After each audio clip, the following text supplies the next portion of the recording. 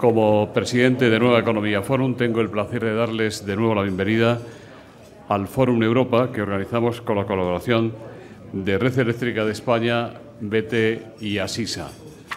Hoy, dentro del ciclo que venimos dedicando a las elecciones europeas, tenemos el placer de recibir por tercera vez, una cada 5 años, al señor Willy Meyer, cabeza de lista por Izquierda Unida, al que va a presentar, muchas gracias Cayo, el coordinador general de Izquierda Unida. La tribuna, querido Cayo, es tuya.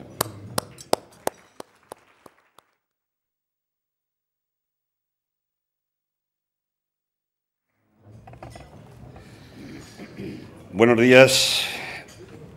En primer lugar, quiero agradecer a la organización Fórum Nueva Economía el que hoy haya invitado a nuestro candidato número 1 al Parlamento Europeo, a Willy Meyer, a manifestar lo que son las opiniones de nuestra organización sobre la política europea.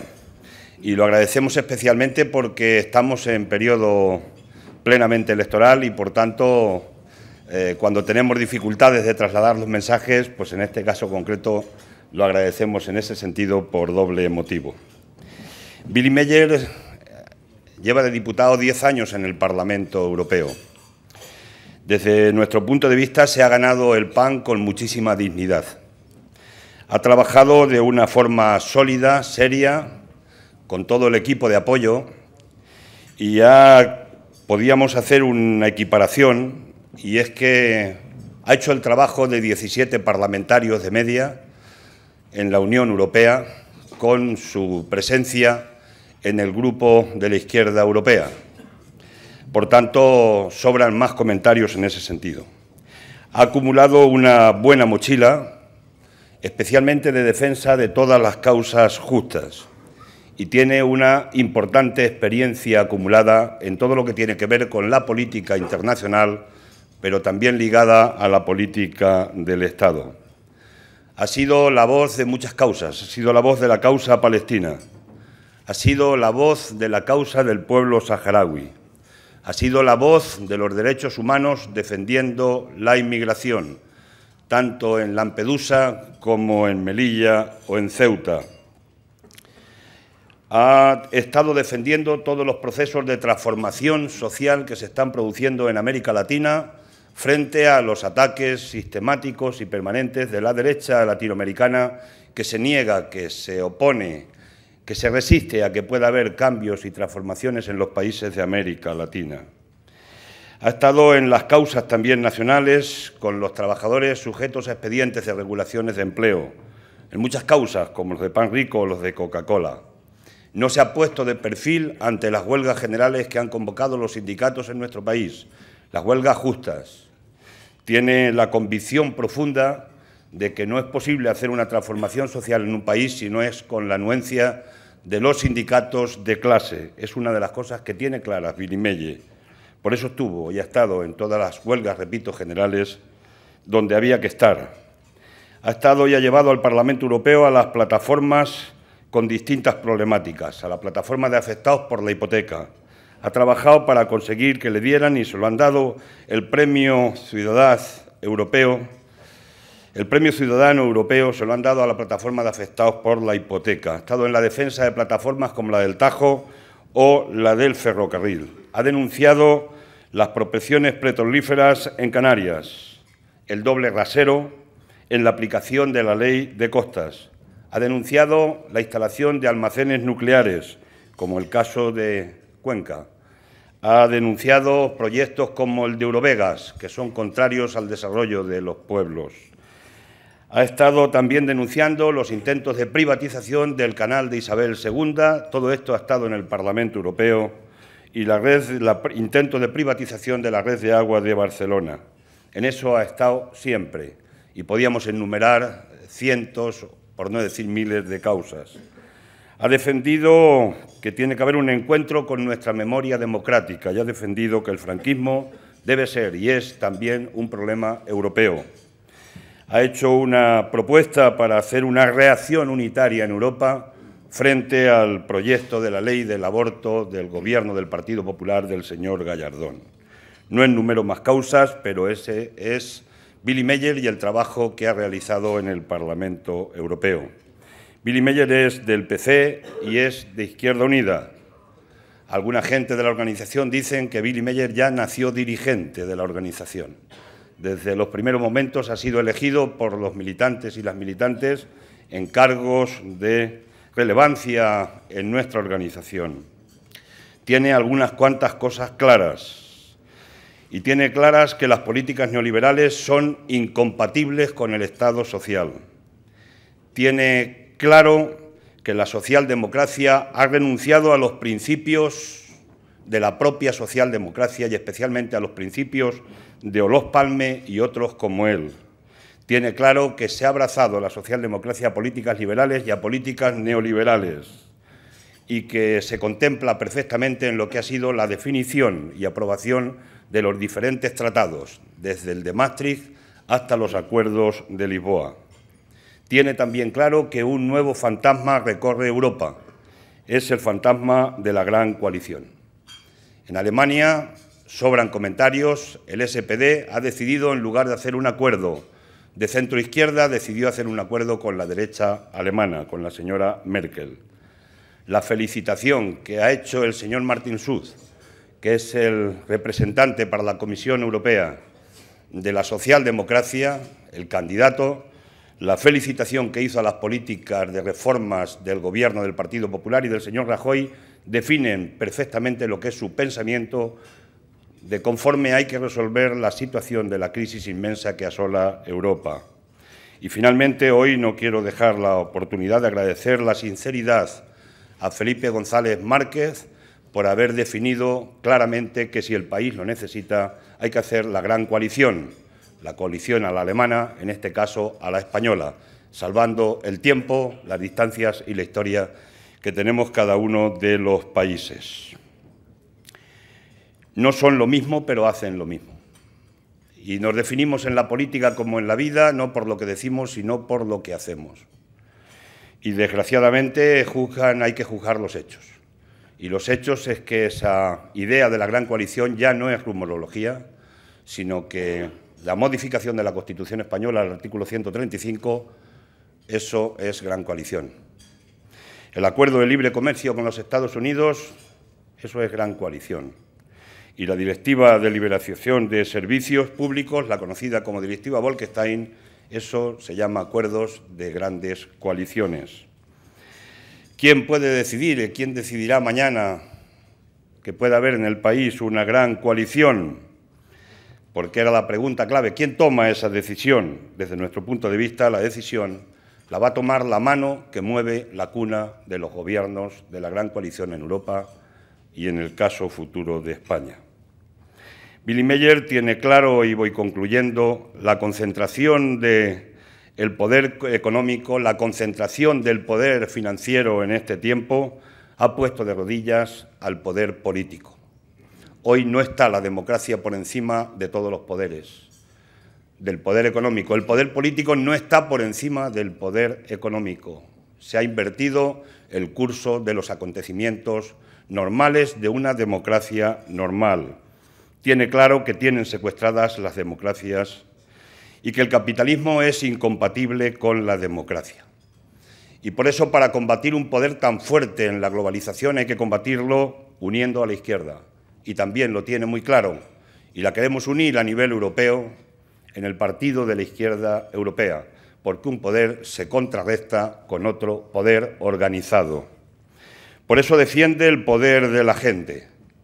Por eso llevamos una candidatura a la Unión Europea, al Parlamento Europeo, que es sólida, que tiene peso, que tiene solvencia, que es digna representante de los intereses de los trabajadores y trabajadoras y de las mayorías sociales en nuestro país, y que tiene y le respalda una organización muy importante.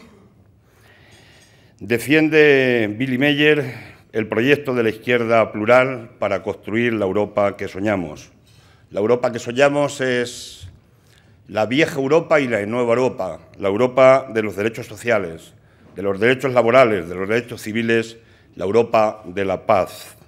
Y para eso hay que hacer una cosa, hay que arrebatarle el poder al poder y democratizar el poder.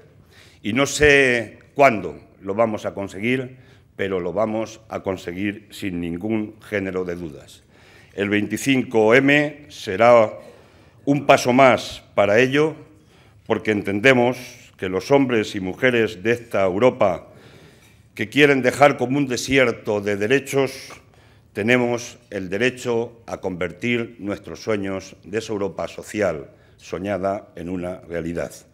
Willy Meyer va a contribuir con nuestros candidatos y candidatas, con los que el pueblo español quiera elegir a ese Parlamento Europeo, va a contribuir a ello en los siguientes 5 años. Muchísimas gracias por la atención y ánimo y buen trabajo.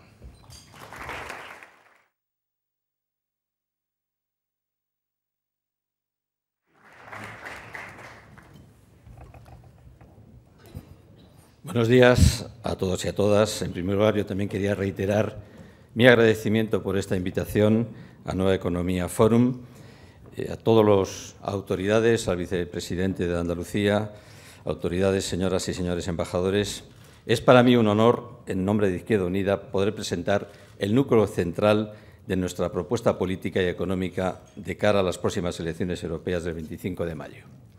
Es un hecho que nos encontramos en una situación histórica especialmente compleja. Nos hallamos en la peor crisis desde los años 30 del siglo XX. Una crisis sistémica y global de una intensidad desconocida hasta ahora. Una evaluación provisional de daños arroja cifras realmente escalofriantes en términos de desigualdad social. Ha sido una crisis especialmente destructiva en lo relativo al empleo y enormemente dañina respecto a la cohesión y la protección social. Ninguna crisis anterior había provocado un efecto tan devastador sobre la economía productiva, sobre la economía real, sobre la actual. Las políticas de austeridad, además de profundamente injustas, se han demostrado ineficaces. Hay una hipótesis de Joseph Stiglitz que creo que es muy ajustada en lo que se refiere a las políticas frente a la deuda y que me permito parafrasear aquí. La austeridad es consecuencia de un diagnóstico erróneo de las causas de la crisis. España e Irlanda tenían superávits fiscales y bajos índices de deuda respecto al Producto Interior Bruto, lo cual contradice los llamamientos a la prudencia fiscal y demuestra que la austeridad solo empeorará las cosas. Las recetas aplicadas, fundamentalmente más austeridad del gasto público, han demostrado que Stiglitz está en lo cierto. Estas políticas han tenido consecuencias desastrosas, especialmente en los países del sur de Europa, también en Francia. Tras 5 años de políticas de austeridad, el sur de Europa es más pobre y está más endeudado. Pero ¿por qué se han tomado medidas tan equivocadas? ¿Por qué se insiste y se reitera en el error? Sencillamente porque quien decide en Europa y en España es el poder financiero y no la mayoría de la sociedad. Se gobierna en favor de los bancos y no en favor de la gente. Devolverle el poder a la gente es la propuesta estratégica de la campaña de Izquierda Unida en estas elecciones europeas. Hemos llegado a una conclusión en Izquierda Unida. Desde el punto de vista del interés de los y las trabajadoras, desde el punto de vista de la cohesión social y territorial, desde el punto de vista de los servicios públicos y la protección social, de los migrantes, de los derechos humanos, el proyecto de integración regional que representa la Unión Europea es un proyecto fallido, fracasado.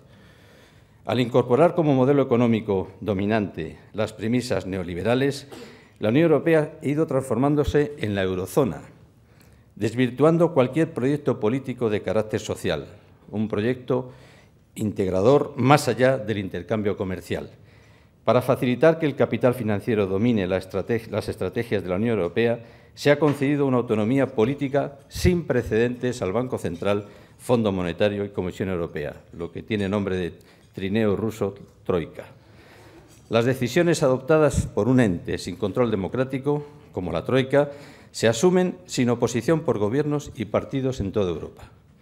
La orientación de las instituciones europeas a prescindir de los y las ciudadanas en la toma de decisiones trascendentales supone no solo un grave déficit democrático de la Unión Europea, sino una muestra del compromiso de la troika con los intereses inconfesables del capital financiero internacional. La toma de las decisiones políticas en la Unión Europea al margen de la gente es una inercia fundacional que ha ido incrementándose con el tiempo. Esta dinámica, prescindir de la gente en el diseño de las políticas comunitarias, está en la propia arquitectura política de la Unión Europea, diseñada por el consenso bipartidista europeo, consenso -1, porque Izquierda Unida nunca ha estado en ese consenso.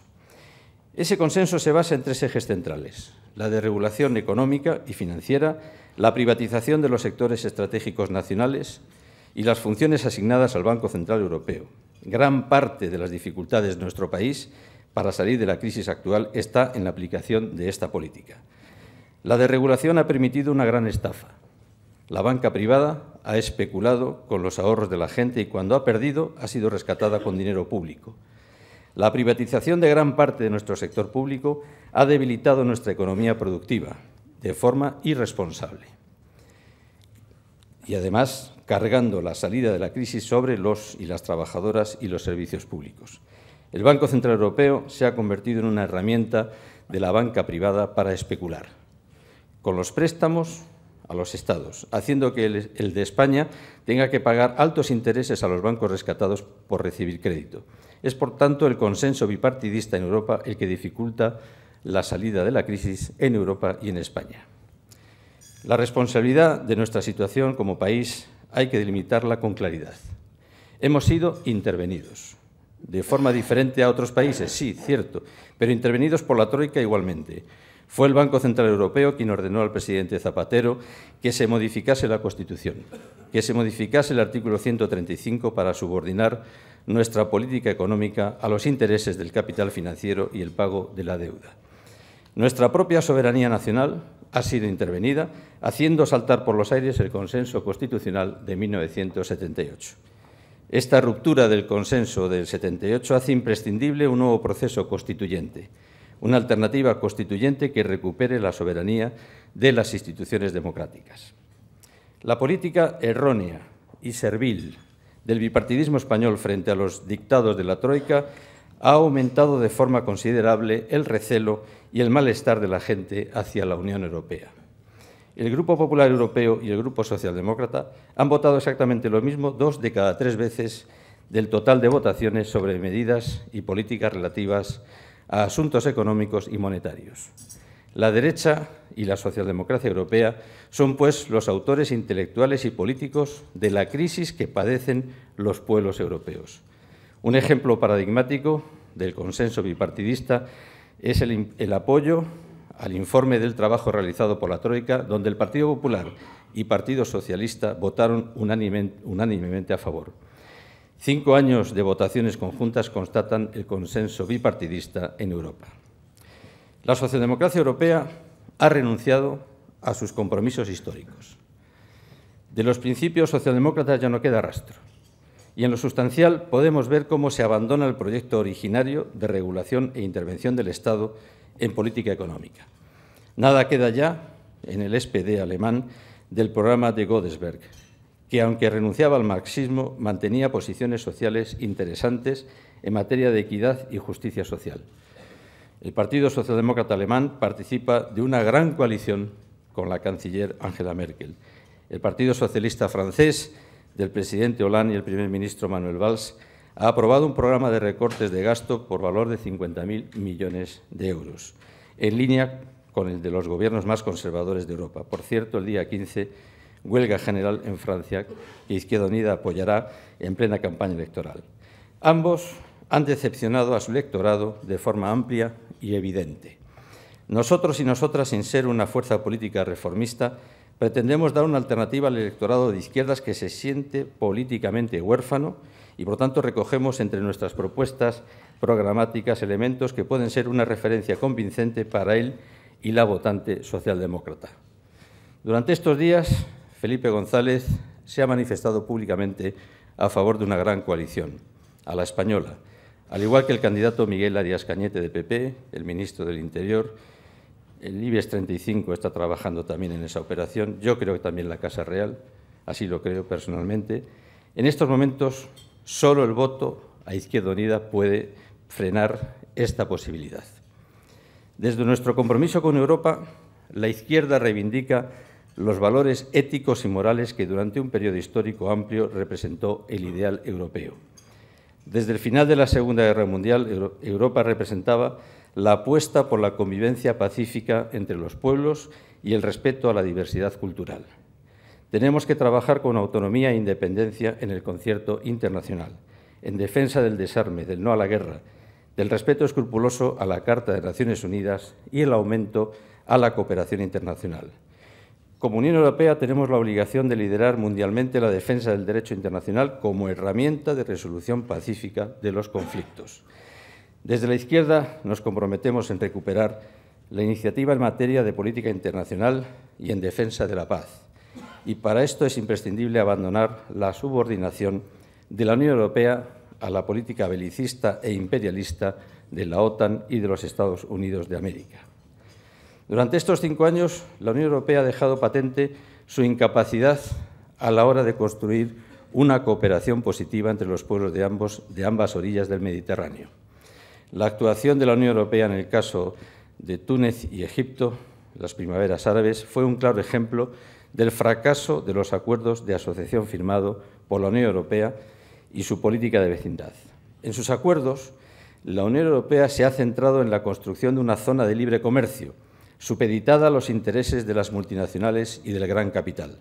Hoy es urgente defender desde la Unión Europea la Carta de las Naciones Unidas.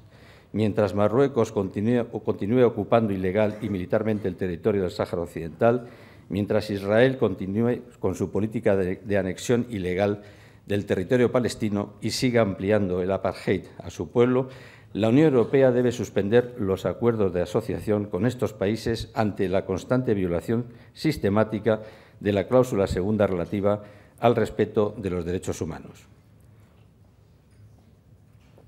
Lo que está ocurriendo en Kiev, en Ucrania, nos concierne a todos y a todas. Lo queremos dejar absolutamente claro. Lo que ha ocurrido en Ucrania es un golpe de Estado violento, con participación de paramilitares fascistas. Un golpe de Estado instigado y apoyado por la Administración norteamericana y, desgraciadamente, consentido por la Unión Europea. Sin compartir en ningún grado las políticas del presidente Yanukovych, tenemos que recordar que era el presidente legítimamente electo. Nos parece una irresponsabilidad el papel que la Unión Europea está jugando en Ucrania. Y no es la primera vez que vemos cómo la propia Unión se pliega a los mandatos de Washington, incluso en contra de sus propios intereses.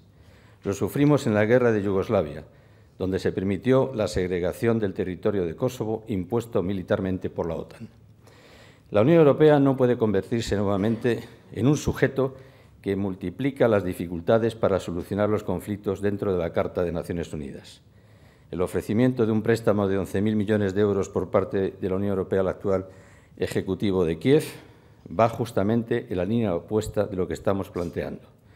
Asimismo, la propuesta del vigente presidente interino, o títere, según se vea, de ilegalizar al Partido Comunista de Ucrania no es más que un síntoma del proyecto antidemocrático que hoy domina el país.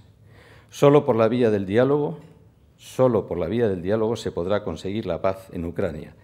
Desde Izquierda Unida insistimos en que el futuro de Ucrania debe estar en manos de sus ciudadanos y ciudadanas y rechazamos cualquier tipo de injerencia extranjera, venga de donde venga.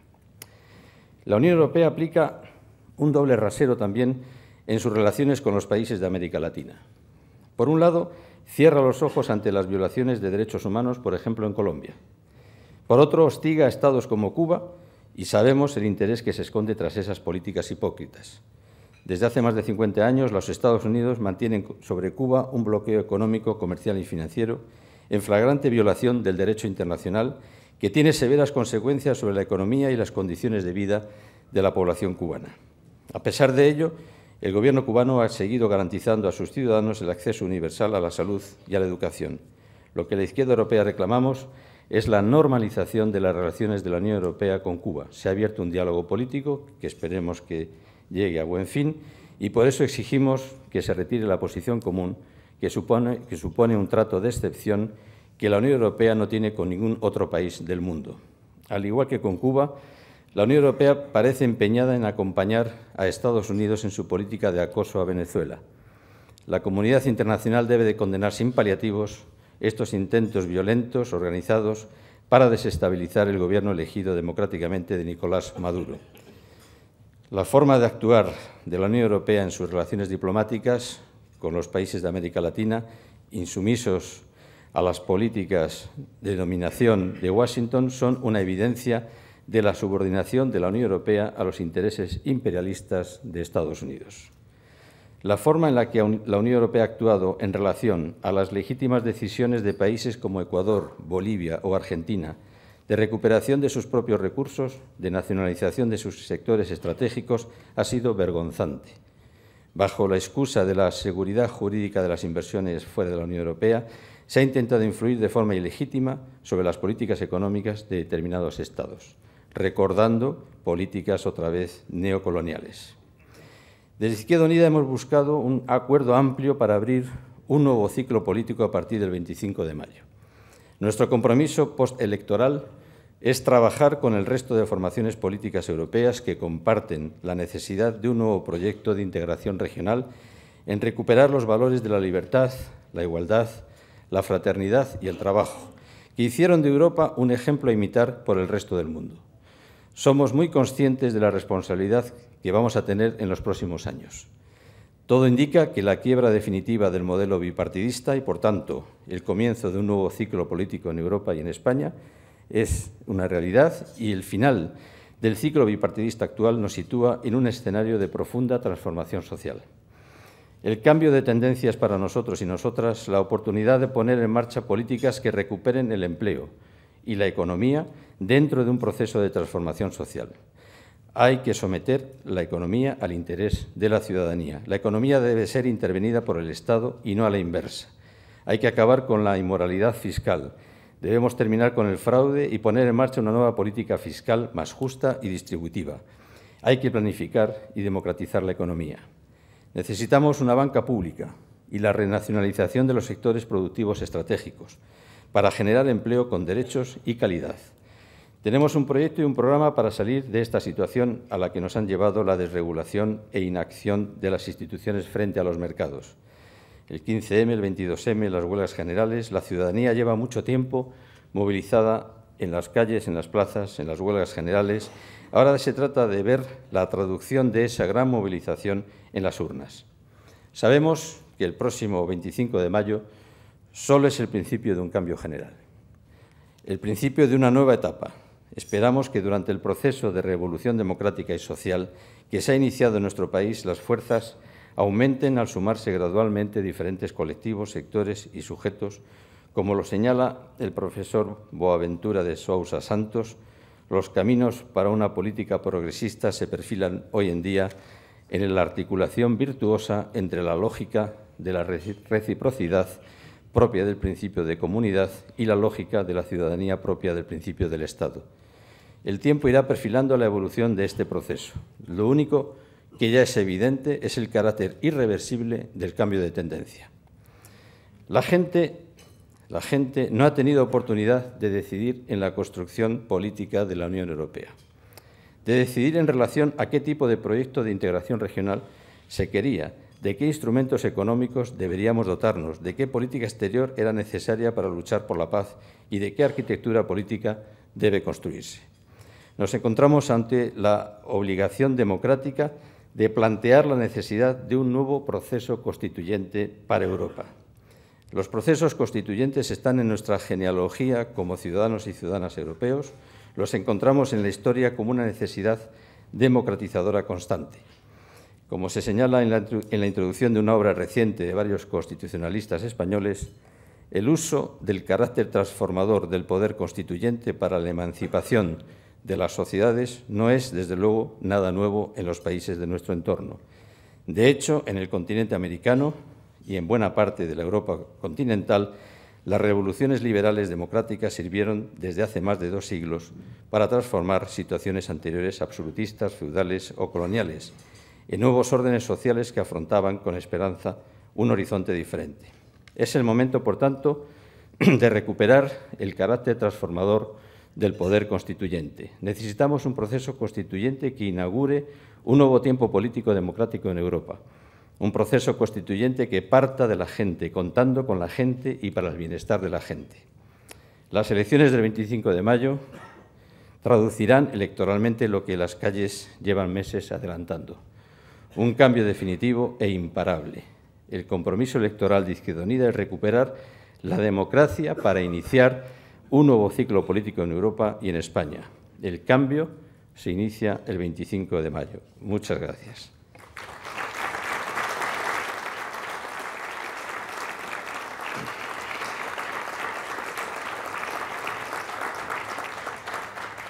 Quería informarles, a título de información, que después de este acto, nuestro coordinador general, en nombre de Izquierda Unida, va a presentar al fiscal general del Estado una denuncia para que investigue lo que está significando la existencia de los paraísos fiscales en toda Europa. Nosotros consideramos que es un crimen contra la humanidad. El consentir, el mantener los paraísos fiscales, que por el valor y el montante de ese volumen a nivel internacional, con el 0,01% se podría resolver todo lo que significa la alimentación, la salud, la educación, el bienestar de la gente. Por lo tanto, después de este acto, vamos a intentar que esta foto fija, cada punto rojo es un paraíso fiscal en Europa, no están los puntos del resto del mundo, pero cada uno de estos puntos fiscales desaparezcan del mapa. Y, por lo tanto, todo vaya a la contribución para intentar levantar el empleo en Europa con todos los recursos que se pierden, que se evaden. Prácticamente un 70% de las grandes empresas transnacionales son los que evaden.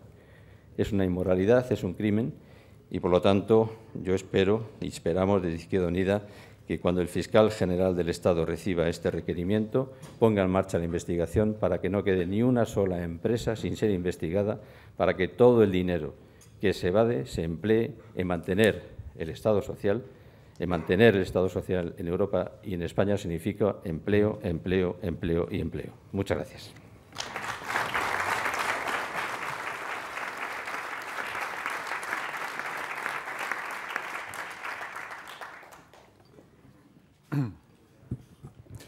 Muy bien, vamos a iniciar el turno de preguntas con esta sorpresa que nos ha traído usted.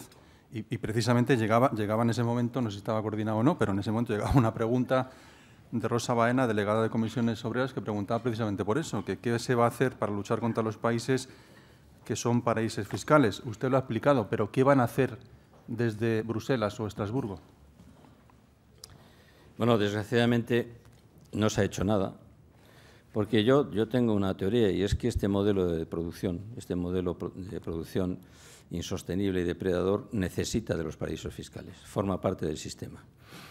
En fin, no podría ser de otra manera, porque cada vez que se ha reunido el G20, se ha reunido el G8, siempre ha habido un compromiso de acabar con los paraísos fiscales, pero nunca se han tomado medidas eficaces. El paraíso fiscal, la evasión fiscal, las grandes fortunas ocultas forman parte del sistema. Por eso hay que apostar por otro modelo productivo. Con otro modelo productivo participado, un modelo productivo y, sobre todo, con un espacio fiscal europeo propio, podríamos, evidentemente, y también contando con la investigación que se tendría que abrir de facto por parte de las fiscalías, podríamos acorralar y acabar con esta lacra que, insisto, es un crimen contra la humanidad. En las encuestas, por lo menos desde las últimas que se han publicado del CIS, le dan ustedes una buena cantidad de europarlamentarios. ¿Ese es su objetivo de alcance? Porque ahora mismo tienen 2, creo, parlamentarios en Bruselas. ¿Cuál sería su objetivo para estas elecciones? Bueno, nuestro objetivo, el de más largo alcance... Ya, me imagino, claro, sí, sería conseguir todo. Es tener un objetivo teórico, práctico, sí, real. El de más largo alcance es desmontar este tinglado que se llama Unión Europea y levantar otro, de verdad, democrático, desde la base, desde la gente, desde la base de la gente, desde el derecho a decidir de la gente, para todo. El derecho a decidir que desde hace ya más de 20 años no se ejercita. Y son la gente los que tienen que decidir qué tipo de modelo quieren, qué tipo de integración regional. La máxima, es decir, los Estados federados europeos, la máxima, con una Constitución sencilla a la altura del siglo XXI, con un poder legislativo, ejecutivo y judicial, separación de poderes, esa sería la máxima. Nosotros apostaríamos por ese proceso, pero para eso tendríamos que tener fuerza en los Estados y a nivel del Parlamento Europeo.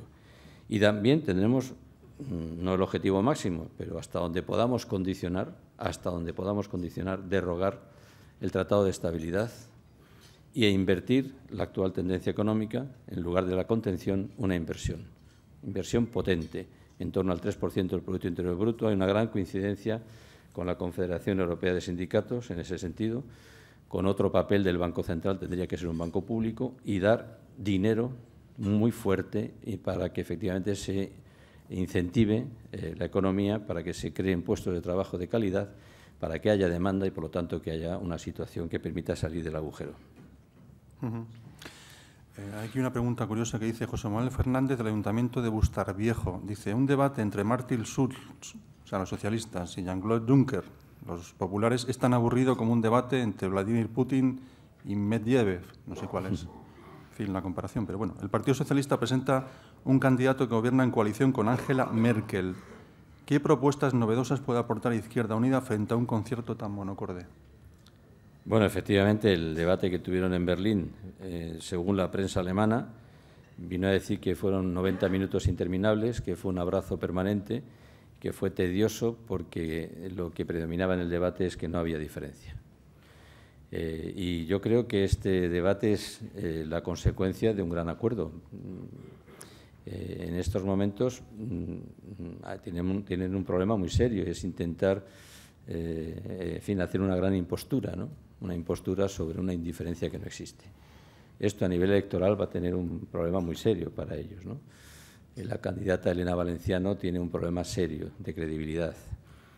Si hace, como va a hacer, un acto electoral en Barcelona con Felipe González y con Manuel Valls, ya me dirán ustedes de qué se trata. Elena Valenciano ha tenido en su juventud 3 iconos: Jesucristo, el Che Guevara y Felipe González. Jesucristo y el Che Guevara no pueden hablar, pero Felipe González ha hablado, y ha hablado claro, y bueno, ella estará con ella, ¿no? Es un problema que nosotros necesitamos un nuevo liderazgo en Europa. Nosotros vamos a una gran coalición también, pero con la gente, con los trabajadores, con los 27 millones de parados y paradas, con la gente que defiende, los profesionales que defienden los servicios públicos, las mareas. Esa es nuestra gran coalición, con los desahuciados. Y frente al bipartidismo, que lo único que quiere hacer es mantener que realmente los que mandan el IBEX 35, las grandes fortunas, el capital, el sector financiero, eso es lo que pretenden. Nosotros queremos desmontar ese poder y tener el poder de la gente, el poder emanado de las urnas, interviniendo la economía con mucha fuerza y con mucho rigor. José Luis Sanchís, de la Fundación Ortega, le comenta, de un censo de 36 millones de personas aquí en España, los sondeos dicen que menos de 9 millones, en torno al 25%, votarían PP o PSOE. ¿Qué cambios habría que realizar para que los electores mostraran más interés y más participación? En el caso de las europeas, porque otra cosa son las elecciones generales, en las elecciones generales hay que modificar la ley electoral, es una ley electoral indigna, pero en el caso de las elecciones europeas, lo que habría que llegar a la conclusión entre todos y entre todas es darle la palabra realmente al ciudadano y ciudadana. Nunca se le ha pedido opinión, nunca. Y por lo tanto, claro, cuando una persona en cualquier actividad humana de la vida no se la tiene en consideración, para nada, la reacción de esa persona frente a los que toman decisiones es de desprecio. La gente desprecia, porque nunca se le ha tomado opinión. Y por lo tanto, la mejor solución de elevar la participación es decirle, mira, vamos a iniciar un proceso constituyente, tú tienes la palabra, elige a fuerzas políticas que van a redactar una Constitución y esa Constitución va a volver refrendada en un referéndum europeo para que efectivamente sea la gente la que decida qué tipo de arquitectura, qué tipo de economía quiere en un nuevo proceso de integración regional. Imán Ouensar, de Radio Exterior de España, le pregunta, ¿hay una voluntad de los grandes partidos para promover la abstención? ¿Hay una presumible gran abstención para estas elecciones? Yo creo que sí. Yo creo que forma parte del sistema. El sistema tiene de referencia a Norteamérica. Estamos subordinados en política exterior, en política de seguridad. Tenemos bases norteamericanas desplegadas por toda Europa. Ese es el modelo de seguridad. Ahora viene el tratado, que estamos en la cuarta ronda de negociación, Tratado de Libre Comercio. También vamos a supeditar nuestra economía. Y el sistema en Europa lo que quiere de referencia, el modelo de referencia es el norteamericano. Ya saben ustedes, la participación en Norteamérica es bajísima, bajísima. Y aquí también se quiere lo mismo, porque es una manera de garantizarse el poder. No se pretende, no se quiere que haya una democracia activa, una democracia participada, una democracia que decida. Y, por lo tanto, nosotros vamos a combatir esa idea para que en el futuro, en los procesos constituyentes que se abran, aparezcan nuevas figuras obligadas. Hay experiencias en América Latina, el revocatorio de cargo público. Un cargo público que se presenta con un programa y no cumple, ese cargo público constitucionalmente puede ser retirado de sus funciones. La dación de cuentas del cargo público, el obligado refrendo ante temas importantes que tengan que ver con decisiones trascendentales para la gente. Es decir, se combate la abstención dando más poder a la gente. El candidato el segundo del PSOE, en concreto el señor Jáuregui, acaba de comentar y le pregunta a Thais de La Sexta que ha hecho una propuesta para plantear una nueva Constitución federal para 2015, ¿no? Y le quería preguntar qué opinan ustedes de esto, tanto a usted como al señor Cayo Lara, si quiere intervenir. Bueno, a mí, antes de esas declaraciones, en el Club Siglo XXI, ayer, el presidente Zaplana me hizo la misma pregunta. Y yo le contesté como le contesto también al señor Jáuregui. Y nosotros y nosotras no vamos a participar de ninguna reforma parcial de esta Constitución. Nosotros vamos a defender una reforma que vaya a un proceso constituyente, para una nueva Constitución. Y en esa nueva Constitución tiene que venir reflejado el derecho a decidir. Somos una fuerza federalista, no estamos a favor de ningún proceso de independencia ni de segregación, somos federalistas, pero en esa Constitución tiene que estar el derecho a decidir para que sean los pueblos de forma libre los que decidan qué tipo de relación tienen que tener con el Estado. Y una Constitución que decida también el pueblo, si monarquía o república, los nuevos derechos, no derechos potenciales, sino derechos exigibles. Y, por lo tanto, esa es nuestra respuesta. Cayo, si quiere decir algo. Bueno, yo creo que no es bueno tener determinadas ocurrencias en tiempos electorales. El hablar de lo que ha hablado el señor Jáuregui, que hay que hablarlo en tiempos de tranquilidad, no buscando presuntamente créditos electorales, porque estamos hablando de un problema de fondo, que es el problema del Estado, que es el problema del modelo de Estado de futuro, que nosotros lo tenemos definido desde hace muchísimo tiempo, no hemos tenido poder lógicamente, para poderlo desarrollar, que es el modelo del Estado federal, republicano, solidario y plurinacional, que creemos y estamos plenamente convencidos que tenemos que convivir y tenemos que seguir conviviendo en este país, y es posible hacerlo si se trabaja en dirección de resolver los problemas sociales, los problemas laborales, los problemas profundos de la sociedad, que son de alguna manera y determinadas políticas las que han ayudado a que se haya incrementado determinadas concepciones legítimas, concepciones independentistas que nosotros no compartimos. A partir de ahí, la solución de los problemas es la que traerá las soluciones de encajar el conjunto del Estado en el modelo del Estado federal. Y la Constitución, el proceso constituyente, lógicamente llegará cuando la mayoría de los hombres y mujeres de nuestro país consideremos y entendamos que tenemos que ir a un nuevo proceso constituyente, repito, para configurar el Estado en el que podamos convivir juntos y juntas, como hasta ahora venimos conviviendo, lógicamente con los cambios que se entiendan y que cada uno llevemos y llevaremos en los programas electorales, y especialmente cuando vayamos a concurrir a las elecciones del 2015, que evidentemente habrá que disolver las cámaras. Lo digo porque lo incorpora en su declaración sí o sí, porque si hay elecciones se disolverán evidentemente las cámaras.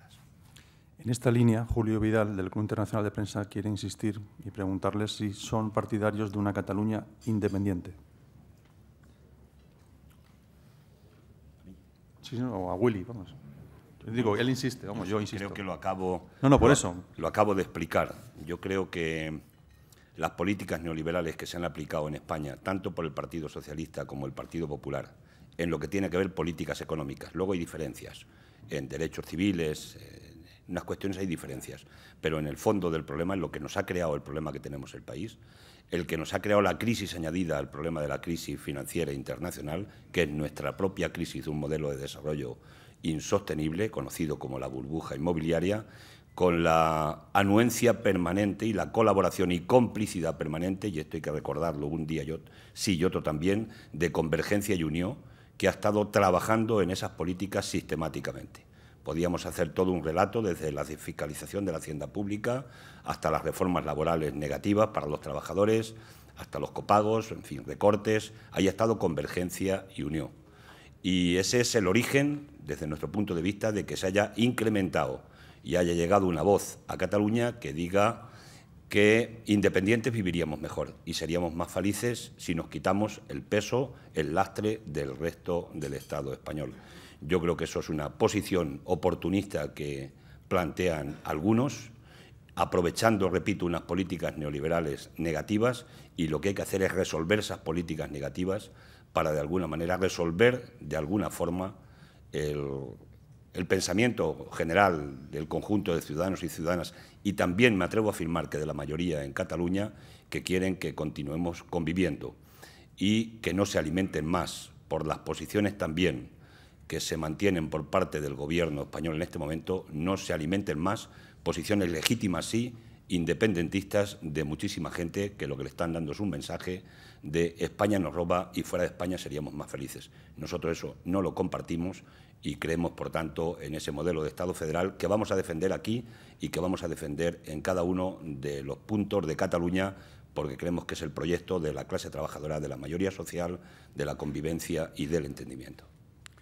Otro personaje que ha aparecido en esta campaña es Felipe González, y en esta línea Francisco José Alonso Rodríguez, de la Liga Española Pro Derechos Humanos, le pregunta a Willy, dice, ante la aparición ya descarada de los lobistas y oligarcas que tratan de trabajar por un gobierno PP-PSOE, ¿qué opinión tienen sobre este pensamiento lanzado y encabezado por Felipe González? Bueno, yo creo que es la consecuencia lógica de la hoja de ruta marcada, ¿no?, por parte de la socialdemocracia y la derecha. Si es normal que estén gobernando cerca de 15 estados ya conjuntamente, en todas las fórmulas, conservadores, liberales, si es normal que en Grecia y en Italia gobiernen juntos, si es normal que después de un resultado en Alemania Angela Merkel no tuviera mayoría absoluta y por lo tanto se podía haber configurado un gobierno de la izquierda, ¿no?, con Die Linke y con los verdes, pero la socialdemocracia toma la decisión de gobernar con la derecha, es normal, y en esa hoja de ruta, que aterricen también en España, ¿por qué no? Pero aterrizan fundamentalmente porque, según todas las encuestas, en el escenario de las elecciones generales, para configurar un gobierno, PP o PSOE tenía que contar con Convergencia y Unión y UPyD. Y eso es imposible. Desde luego con nosotros no. Con nosotros no. Y por lo tanto se abre un escenario muy fuerte porque el IBEX 35 tiene un gran interés en que esa fórmula, la fórmula que consiguió que en los consejos de administración haya gente vinculada al PP y PSOE después de las privatizaciones, y son los que realmente mandan el país, siga funcionando con eficacia. Y solo esa fórmula les podrá garantizar. Nosotros vamos a intentar un proceso totalmente diferente y contrario, para que efectivamente podamos conseguir un gobierno, pero que tenga que ver con el interés general. En esta línea, José Manuel Alonso, del Ayuntamiento de Zaragoza, le comenta, en algún momento de la historia de España, la confluencia de las fuerzas mayoritarias supuso el fin de la Restauración. ¿Es posible hoy? Yo creo que sí. Yo creo que es posible, es deseable y vamos a trabajar en todo el ciclo electoral. Nosotros hemos tomado un gran compromiso y somos muy conscientes, conforme a las encuestas de opinión, que nos podemos convertir en una fuerza política determinante en todo el ciclo electoral. Vendrán las municipales y autonómicas, vendrán las generales. Hay encuestas de opinión que, por ejemplo, en Madrid, que es la punta de lanza de todo lo que ha sido la ofensiva más ultimada neoliberal del PP, las encuestas en Madrid indican que ha servido para mucho. Las mareas, las movilizaciones, las manifestaciones se han parado a través de acciones judiciales, la privatización en la salud. Y bueno, parece que Izquierda Unida en Madrid, que digo que es el laboratorio, puede ser la fuerza determinante del Gobierno. Y después de Madrid vendrán las generales. Bueno, pues vamos a intentar que en todo ese proceso, y lo vemos así como un proceso electoral, tengamos la capacidad de derrotar una inercia histórica que viene del golpe silencioso de la reforma del 135 para iniciar un nuevo periodo para que la gente tenga capacidad de decidir. Diego Millán le pregunta, ¿qué medidas impulsaría Izquierda Unida en el Parlamento Europeo en relación con el auge de movimientos políticos y sociales de carácter fascista o neonazi? Bueno, la primera es aprobar la asignatura que tenemos pendiente en España. España es el único país de la Unión Europea que tiene todavía en las cunetas gente sin identificar, héroes y heroínas que dieron su vida por la libertad, la democracia en contra del fascismo.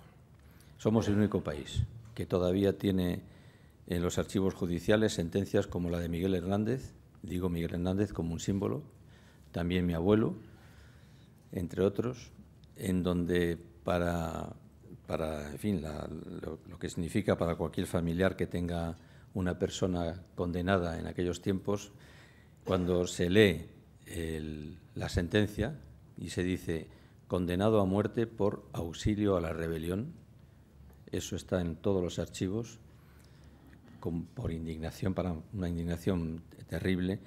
Lo que tiene que hacer España, en primer lugar, es acabar con esta situación y que el Estado, a través de una comisión de la verdad, justicia y reparación, ponga fin de fiel cumplimiento a lo que significa el honor a estas personas que dieron su vida por la libertad. La situación en Europa en relación al fascismo es una situación dramática. No es que vengan, es que ya están. Es que en todos los parlamentos nacionales, en la mayoría de ellos están, desde Suecia, Dinamarca, Holanda, todos los países del este, Grecia, Italia, Francia, ya están en los escaños. Y esto tiene que ver con el fracaso de este proyecto de integración regional. ¿Cómo es posible que se cree algo en Europa, la Europa de los nazis, la Europa del Holocausto, de los campos de exterminio, que se cree algo en donde se da cabida, se da posibilidad que aparezca otra vez las camisas negras y pardas? Bueno, pues yo creo que es una gran irresponsabilidad y tenemos que en esta campaña electoral hacer todo lo que esté en nuestra mano para que esa realidad desaparezca del mapa de Europa. Ignacio Buqueras le pregunta cuál es la política de Izquierda Unida en conciliación, igualdad, prime time, productividad en relación con los horarios europeos. Bueno, la conciliación, y nosotros hacemos todo lo que ha sido la acción sindical de todas las recomendaciones de la Confederación Europea de Sindicatos y, por lo tanto, para nosotros es fundamental la conciliación, buenos salarios y garantizar que se acabe con una sobreexplotación. La mujer, yo creo que la foto del IBEX 35 habla por sí sola, es el capitalismo y el patriarcado. Es la expresión más genuina de qué tipo de capitalismo tenemos y es un capitalismo que hace diferencia de género también, castigando a las mujeres en todos los sentidos. La ley del aborto es un salto atrás en Europa. Nunca se ha tenido una situación así en ningún Estado miembro, en donde haya una legislación que haga retroceder en derechos a la mujer.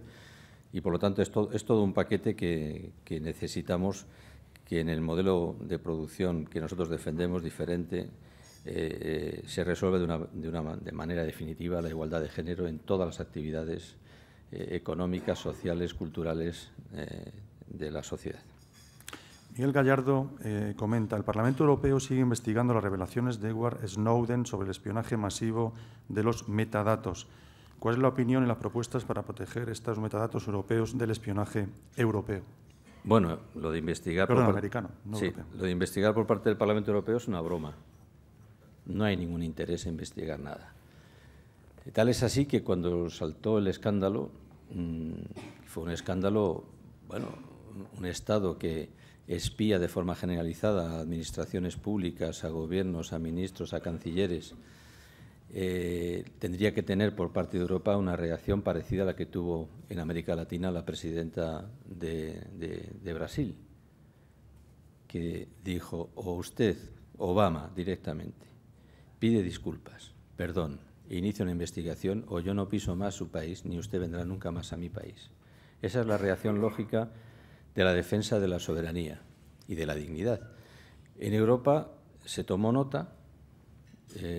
Nosotros sugerimos, bueno, ante esta realidad, ¿se suspenderán las negociaciones entre Estados Unidos y Europa sobre el Tratado Atlántico de Libre Comercio? La respuesta fue no. Y nosotros dijimos, bueno, pues ustedes van a hacer el ridículo, porque cuando vayan los negociadores con sus maletines, con su propuesta de negociación, sabrán ustedes que la parte norteamericana ya sabe lo que llevan ustedes en los maletines. Solo desde el punto de vista de la eficacia negociadora debería haberse parado. Pero es que además, miren ustedes, en Europa un espionaje generalizado es un delito criminal. En Europa solamente un juez puede dar la autorización para una interceptación de comunicación. En España, desde luego. Y se ha hecho siempre de forma escrupulosa y de forma garantista. Ni siquiera para combatir a ETA se ha hecho eso. Y cuando se ha hecho y se ha conocido, se ha llevado a los tribunales. Por lo tanto, en relación a Snowden no hay ningún interés por parte del Parlamento de investigar nada porque estamos supeditados y lo suyo sería hacer una investigación criminal del Tribunal Penal Internacional para sentar en el banquillo a los que han dado la orden de ese espionaje generalizado. Alejandro Bascuñán, ¿cuál es la posición en la armonización europea de la formación profesional reglada y sobre la formación ocupacional?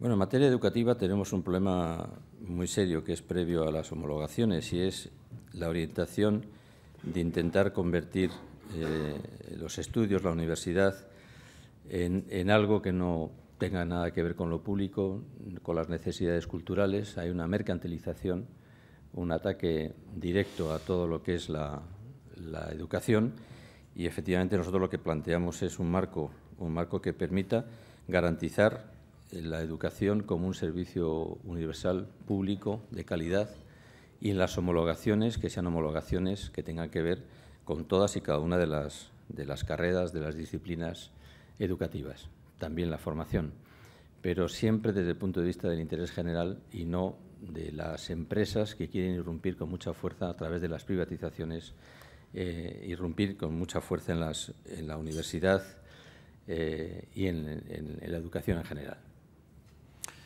Fernando Ribes quiere preguntarle por cuál es la postura de Izquierda Unida y de Europa en casos tan importantes como el de Siria. Bueno, pues mire usted, nosotros siempre hemos defendido en el caso sirio que es un problema que tienen que resolver los sirios sin injerencias extranjeras. Afortunadamente prevaleció la diplomacia. Francia, Estados Unidos y Turquía estaban decididos a bombardear Siria. Hubiese sido una catástrofe, como se ha hecho en Libia. Todos los que jalearon y aplaudieron la intervención militar en Libia, que lo único que quería es derrocar a Gaddafi, todos los que aplaudieron son los responsables de la situación en Libia hoy. Es un país sin gobierno, un país que permitió con ese golpe, con esa intervención militar, consiguió que en todo el Sahel todas las armas que había en Libia en estos momentos estén en manos de la yihad en el Sahel. Es una catástrofe desde el punto de vista de lo que es cualquier conflicto, la resolución de cualquier conflicto. En Siria podría haber pasado lo mismo si no hubiese prevalecido la diplomacia. Lo grave es que estuvimos a punto en Europa, desde Francia, de apoyar esa intervención militar, que hubiese sido una catástrofe, una catástrofe. Y en Siria, en estos momentos, lo que se debía de conseguir es, por la vía de la negociación, buscar un encuentro entre todas las fuerzas presentes, políticas, para que efectivamente se inicie la reconciliación sobre bases claras, sobre una Constitución nueva, democrática y que permita la reconstrucción del país. Carlos López le pregunta a usted, no sé por qué a usted, pero le pregunta a usted, ¿no sería más ético que los sindicatos vivieran de las cuotas de sus afiliados que del erario público en general? Mire usted, yo soy del Sindicato de Comisiones Obreras y yo considero que en estos momentos hay una ofensiva en general contra toda la democracia, ¿no? Pero específicamente contra los sindicatos de clase. Los sindicatos de clase son una garantía. Sin los sindicatos de clase, sin la acción sindical, la humanidad nunca hubiese progresado, nunca. La acción sindical es la garantía de la civilización y del avance de la humanidad. Todo se ha conseguido a base de luchas, nada se ha regalado. Y en esas luchas los sindicatos, los sindicalistas y sindicalistas juegan un papel clave en el desarrollo de la humanidad, de la cultura, del progreso. Y, por lo tanto, hay una campaña para intentar hacer ver que, bueno, que los sindicatos pues no cumplen su papel, que viven de las rentas. Es una propaganda deleznable, absolutamente deleznable. Los sindicatos forman parte, y así está el mandato constitucional, de algo fundamental para la convivencia del Estado y del desarrollo económico del Estado. Cualquier discurso que vaya para intentar manchar el buen nombre de los sindicatos nos encontrará siempre de frente. Luego, dos temas que son de actualidad en España. Uno, Mariana Gancedo, de Televisión Española, dice: ante los comentarios difundidos en Twitter por el asesinato de Isabel Carrasco, ¿cree que habría que controlar la libertad de expresión en redes sociales? ¿Habría que hacer algo a nivel europeo? ¿Le preocupa? A mí me preocupa más el papel de las empresas de comunicación. ¿Qué quiere usted que le diga? ¿Qué es lo que realmente crea opinión? Nosotros, yo os lo he dicho como una propuesta personal, se lo he dicho a Cayo Lara, y lo digo también como una propuesta personal en mis actos electorales. Yo propondría, si Izquierda Unida pudiera determinar el futuro de este país o condicionarlo, no hace falta gobernar, puedes condicionarlo, hacer como se ha hecho ya en otros países del mundo, fundamentalmente Ecuador, una ley de medios para acabar con esta situación.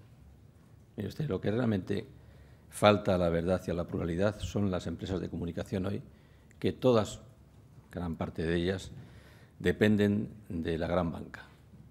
Y son los bancos los que deciden qué se publica, cómo se publica, quién sale y quién no sale. Y el artículo 1 de nuestra Constitución, que era, dicen los constitucionalistas, que la verdadera Constitución a partir de ella se desarrolla, lo dejaba muy claro. España se constituirá como un Estado social y de derecho que hará, entre otras cosas, garantizar el pluralismo político. Bueno, esto ya agua pasada. Y, por lo tanto, tenemos un problema muy serio. No en las redes. En fin, las redes, oiga, el que hace un comentario ilícito o criminal, ahí están los jueces, ¿no? No, pero el problema que tenemos en la comunicación veraz son las grandes empresas de comunicación.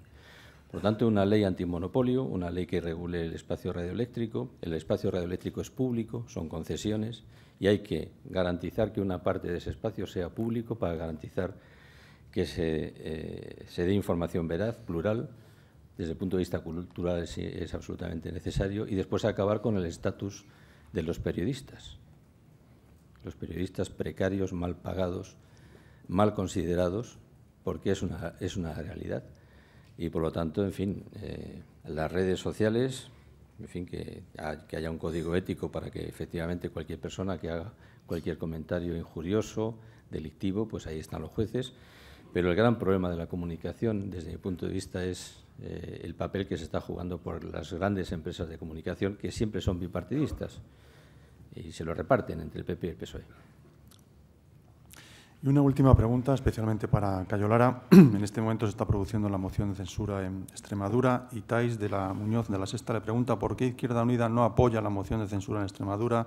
Dijo usted que sería injusto que se cesara a Ángel González por prevaricación porque no es corrupción. ¿Se arrepiente? Son las preguntas del millón. Vamos a ver, la posición de Izquierda Unida Federal con respecto a Extremadura es conocida. No me voy a entretener más en eso. No compartimos lo que fue un acuerdo en un momento determinado que adoptó nuestra organización en Extremadura. La mejor prueba, pues, la tenemos aquí. Está Andalucía, donde tenemos acuerdo de gobierno y donde son, yo no sé si habrá coincidencias, pero donde a algunos no les gusta el acuerdo de gobierno de Andalucía. Y no voy a decir que sean los mismos los que han planteado la moción de censura en Extremadura, pero algunos en Andalucía tiraron el anzuelo para ver si picaba la organización y se saltaba, y por fortuna la organización ha demostrado tener responsabilidad. Ahí está en el Gobierno y hay algunos que les molesta lo que es la incidencia, la influencia de Izquierda Unida de Andalucía en el Gobierno andaluz. Para muestra un botón.